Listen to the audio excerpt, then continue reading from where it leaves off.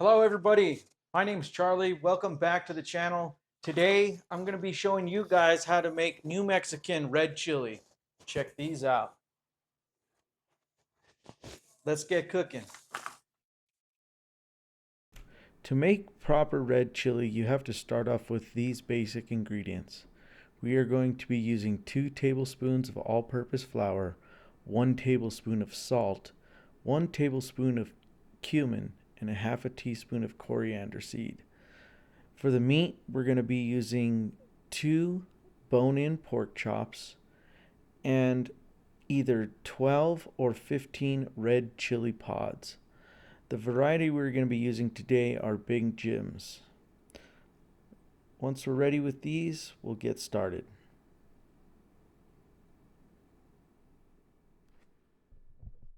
Next, we're going to boil some water.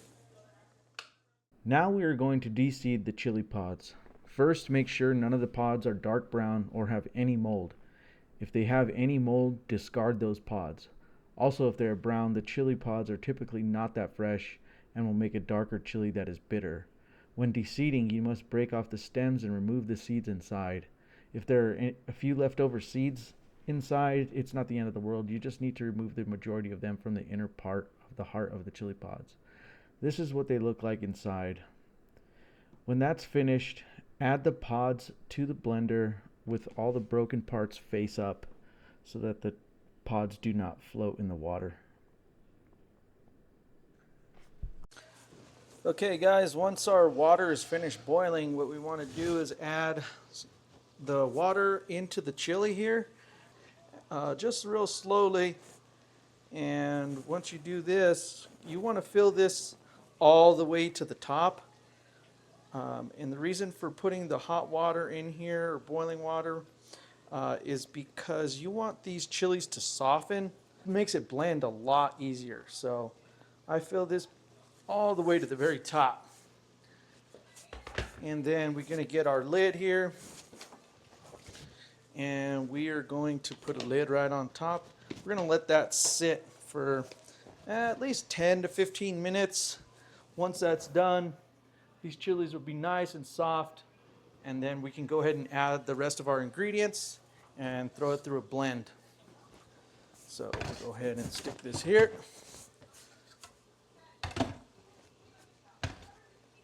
And we're just going to wait for that. Okay, so we're going to go ahead and rinse these chilies with some clean water. You don't want, when I pour this out, you'll see like a slight tinge to that water. You want to get all that out of there. Empty all that out, and then we're going to put just fresh water in there. It just needs to be warm. And then we'll add all of our ingredients here. Looks like my blender's falling apart. Need a new one. Ah! Alright. You're going to need that piece though for sure, because this chili will end up all over the dang kitchen. You don't want that. Alright. That's good. Alright, bear with me folks. Alright, so what we have going on is we have the coriander here. This is just whole coriander. I got about a half a teaspoon with the, there's my daughter always making messes. Okay, and then we have cumin. This is ground cumin. Right here I have about a half a teaspoon as well. Table salt. You can use any kind of salt that you want. It really doesn't matter that much. It's really upon your preference. And then I have all-purpose flour here. That is to make the roux for the chili once we have the meat browned in the pot. So, all right, so let me go ahead and add these ingredients to the blender and then we'll get started. Guys, hey, I just forgot to mention a very, very important ingredient. I didn't even put it at the beginning of the video, but forgive me for that. But that is garlic. Garlic is going to make this chili taste phenomenal. If you forget garlic, There's no way around it. It's just not going to taste nearly as good. But garlic is a key ingredient in this. I can't believe I forgot it, but whatever. Here we go. So we just want to peel, typically with a recipe like this, that I'm making one full blender of the red chili. I am going to, this garlic is kind of the larger, like elephant ear garlic. Usually with these, I'm going to do probably about 3. If you're doing regular size garlic, you're going to want to use at least 6 to 8 cloves. And you're going to want to go ahead and crush them. Okay guys, like I was saying, we're going to go ahead and do about 3 of these elephant ear garlic. You're going to want to smash these real good, get all of the skin off. And it doesn't matter if I beat the heck out of this one, but it doesn't really matter that much because it's getting thrown in the blender anyways. So if you really think about it, when you break these apart, this is probably about 2 or 3 cloves right here.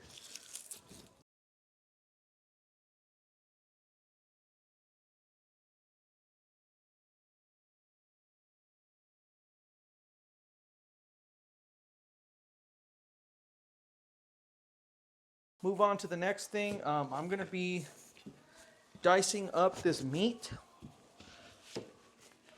These are, I got bone-in pork chops. The reason I got the bone-in is because, well, just something my grandma taught me growing up, was that whenever they made chili, they would put the bone in it because the marrow gives another flavor, another element to the chili that just doing it with normal chops that are boneless doesn't seem to achieve the flavor that we're looking for. So in this case, we're going to use these. So I'm going to go ahead and cut these up into small cubes. And I usually, with the size or the pot this size, I'm going to go ahead and just do 2 of them. You can always add more if you want a lot more meatier chili, but this is more of, this usually does the job.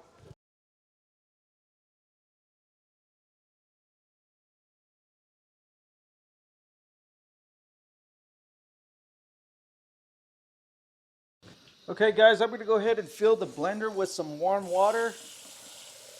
It could be hot or warm just as long as it's not cold. And what we're going to do here is we're going to add up, here about halfway. That gives it the right thickness that I like. You can, if you want to add more water to make it a little bit thinner, you can do that as well. But in this case, I like it kind of thick, almost like spaghetti sauce or something of that nature. We're going to go ahead and add this in. I want it about halfway.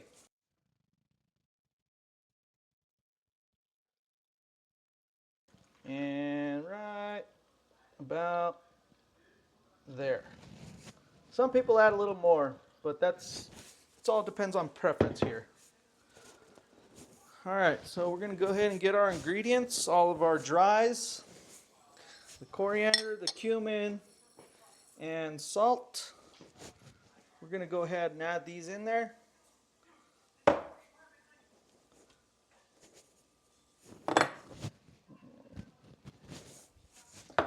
And what we want to do with this is we're going to want to blend this multiple times. My blender goes off about every 3 minutes or so. It turns off automatically. If yours stays on, just make sure you don't overheat it. But we're going to want to blend it a lot here because you don't want any chunks or flakes of the chili in there, kind of like you would see in like a pizza chili packet. You don't want that in the chili because what's going to happen is that usually gives people, like, if they got stomach problems with chili, it kind of just stays in your stomach. It kind of doesn't make its way through, in other words, but that's a story for another day. But anyways, so we're going to go ahead and add all of our dries in here, and the garlic as well. I'm going to throw this in. All right. Ooh, that smells good. go. All right, plug this baby in, and I'm gonna go ahead and run this. I usually pulse it first just because you don't want it to come straight out of the top, and you gotta make sure that this thing is sealed shut. I always place my hand on top just in case on that very first one, okay? So I'm gonna put this down for a second, and we'll go ahead and do that. All right.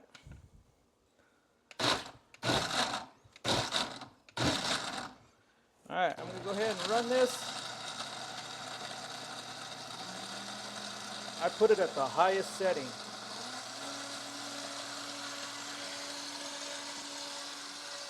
So if you look close, you can see the chunks there. You do not want that stained inside the chili. You're gonna want to blend that until this becomes completely like a chili smoothie. All right, guys, I'm gonna let that go for a while, and we'll be back. Okay, guys, here's what we got going on now with the chili. As you can see with this here, you do not see any of the chunks in there. I'll get in real close here. That's looking real good. So next I'm gonna go ahead and put our meat here inside the pot. I'm gonna get this hot real quick. Oh, and then I gotta mention as well, here is some lard. This is actually like, traditional recipe here where I'm from in New Mexico. Both my grandmother, mother, and my other grandmother, they all made chili with this stuff. They said, you can't use anything else. You can. This one has a certain flavor to it that's real traditional here. I think it's probably because a lot of people were poor here. That's what they had as their fats. I like to use a neutral oil.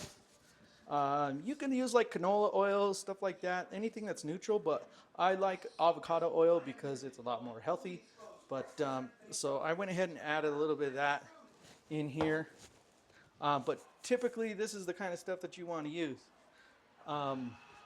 So we'll go ahead and add that in. Give me just a second and we'll get right to it.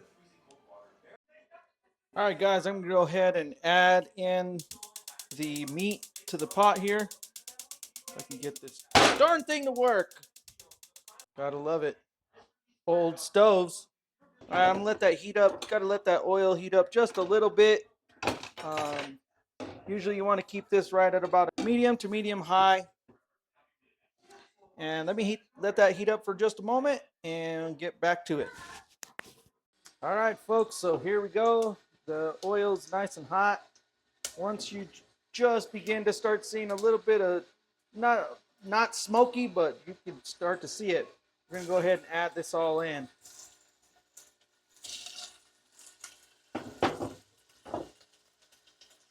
And then usually I'll add the bones at the end once we're gonna go ahead and do the roux.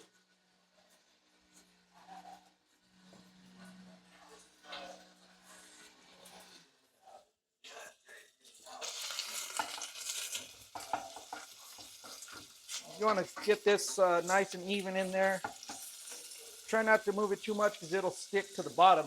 Let it cook for a minute or so and then it'll loosen up.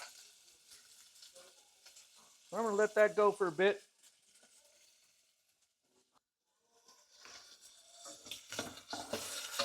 All right, we're going to go ahead and stir that a bit. You basically just want to get this brown. You don't want to cook to where it turns dry on you because we're going to continue cooking this meat with the chili. Once the chili is added in, you have to actually let that go. I say minimum 30 minutes. Usually I like to do it about 45 minutes on real low.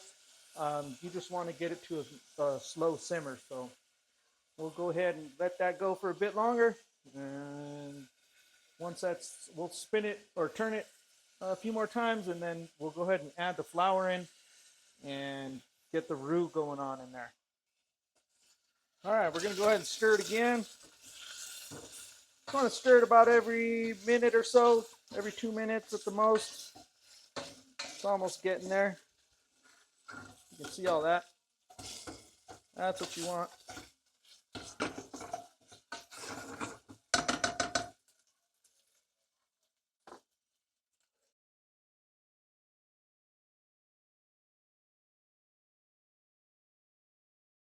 Okay, guys, we went ahead and just stirred that one more time.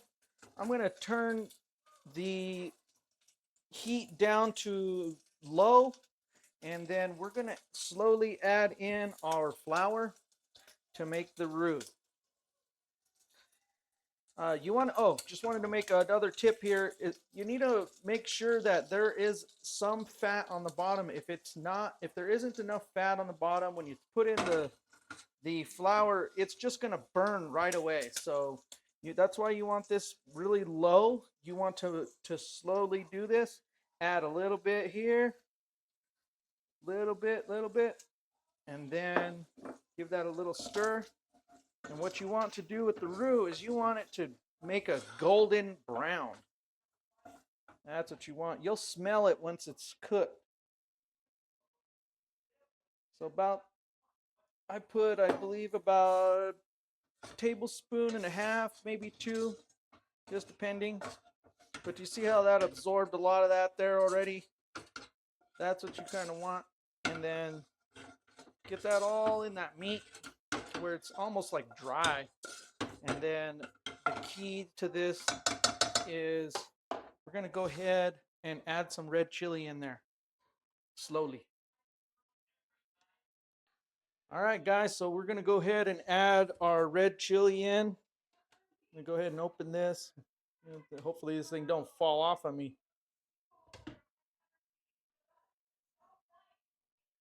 So what you want to do is add just a little bit into the pan, or the pot rather. Just add a little like that. And then we're going to want to stir that a little bit in there. Loosen up all of that flour in there for the roux. You want it real thick, just like that. And just make sure the heat's real low at this point. And then I'm going to go ahead and add the rest in here.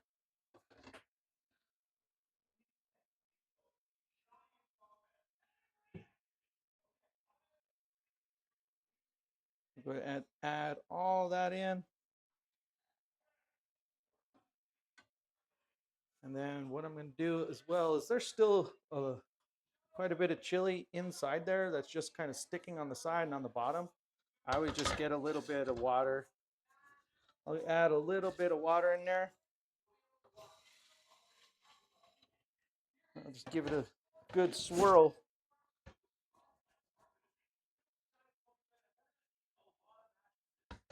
And then we'll go ahead and add this into the mix.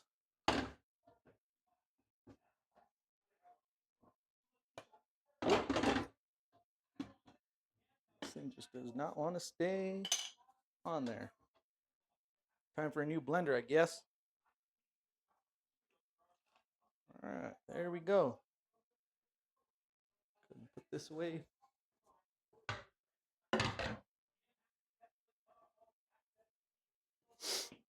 All right, so we'll just give that a good stir. And then I will go ahead and turn it. Right now I'm like real low. You want to turn this up just a little bit. You'll see the flames here. And I always say clean as you go because you get chili all over the place.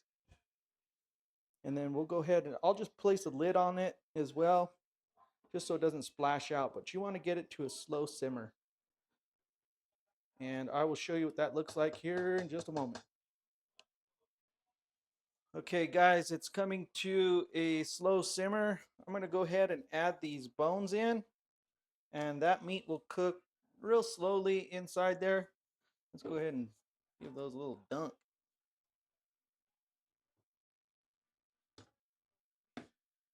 And we're going to want to let this chili, you're going to want to let it cook for at least 30 to 45 minutes. I prefer 45, like I was saying earlier. But see, it's real loose at this point on the spoon. Um, you want it to be a bit thick. Just tastes better that way. And the longer you let it simmer like that, better. And the thicker it'll get. All right, go ahead and put this down. And I like to stir it about every 10 minutes or so on real low. We'll go ahead and let that go for a bit, and then I'll be back. All right, we're going to go ahead and give this another stir. Starting to thicken up a bit. You'll kind of know when the chili is done because if you look real close, you can still see kind of like some bubbly. It looks a little bubbly like that. You want to go ahead and get it rendered down to where it's just pure sauce. All right, I'm going to let that go for about another, I got another 25 minutes.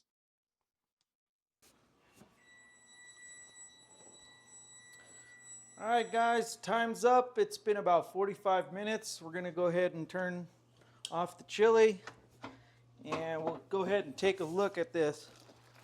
See how thick it is. That's what we want right here. Looks pretty good. All right, give that one more stir. All right. See how this looks. Yum, yum. It smells delicious. All right, so that chili is looking delicious, nice and thick. You don't see any bubbles on the top like I was saying before.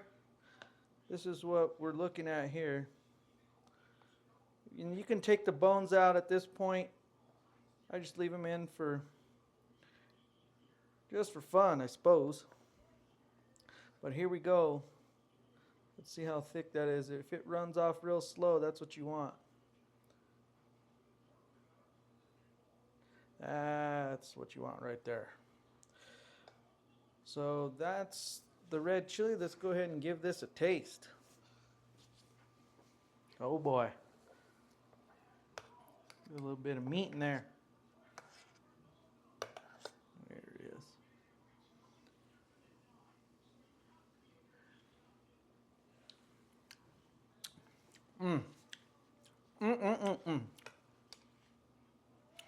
It's good stuff.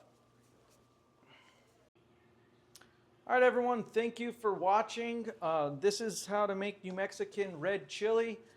This variety, like I was saying before, is the Big Jims. You typically see them pretty large, anywhere between 8 to the biggest one I think ever recorded is about 14 inches in length. So if you guys are interested in more chili recipes, please leave your comments below. Red chili, usually you can pair it with everything from pinto beans, usually cooked in the crock pot, and people love eating them on fried potatoes with some fresh tortillas.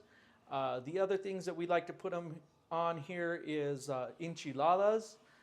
That's another recipe that if you guys are interested in as well, I'd be willing to make that. And thank you guys so much for watching. I appreciate it, and we'll see you guys on the next video. Thanks.